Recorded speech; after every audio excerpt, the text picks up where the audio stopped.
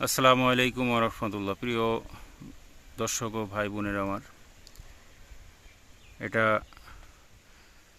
দেখেন, মনোরম পরিবেশে হাঁস বিচরণ। আল্লাহ তাআলা আমাদের জন্য কত প্রজাতির সৃষ্টি শ্রেষ্ঠ করছেন। আমরা আসলে এই দুনিয়াতে যা কিছু আল্লাহ তাআলা সৃষ্টি করছেন সবই আমাদের জন্য। এই আশরাফুল মাখলুকাত, সৃষ্টির সেরা জীব, তাদের জন্য। কিন্তু আমরা নির্বোধ মানুষ সেটা বুঝি না। আমরা সব সময় হাহাকার, নাই নাই নাই, আল্লাহর কোনো শুকরিয়া আদায় করি না। আল্লাহ যে আমাদের এত কিছু দিলেন এ বিষয় নিয়েও আমাদের কোনো শুকরিয়া নাই। আল্লাহ তাআলা বলছেন যে বান্দা আমি যতটুকু দেই এতেই তোমরা শুকরিয়া আদায় করো, আলহামদুলিল্লাহ বলো, আমি আল্লাহ তাআলা তোমাদেরকে আরও বাড়িয়ে দেব।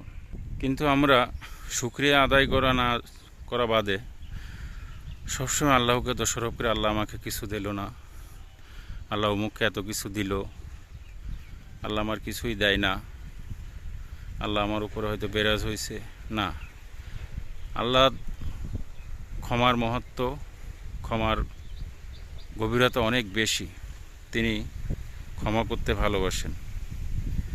আর এই সাথে দেখেন, আপনি যদি এই প্রকৃতি, এই যে জিনিসগুলো আপনি দেখতেছেন, এই যে সৃষ্টিগুলো আপনার জন্য কি নিয়ামত না? কিন্তু আমরা এগুলো পেয়ে কি আল্লাহর কাছে কখনো শুকরিয়া আদায় করছি?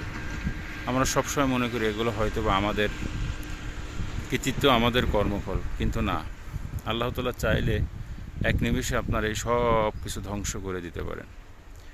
তাই আমরা সবসময় চেষ্টা করব আল্লাহর শুকরিয়া আদায় করতে এবং আল্লাহর দেখানো পথে চলতে। তা আসুন আমরা সবাই আল্লাহর পথে চলি, ইসলামের পথে চলি। আসসালামু আলাইকুম ওয়া রাহমাতুল্লাহ।